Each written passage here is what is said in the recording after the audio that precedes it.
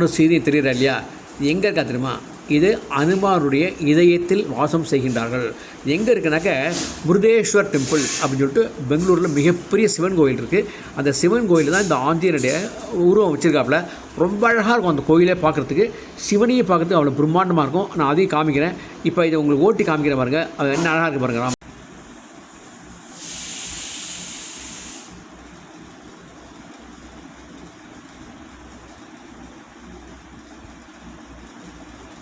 Manifestation இப்படி அழகாக காமிச்சிருக்காங்க.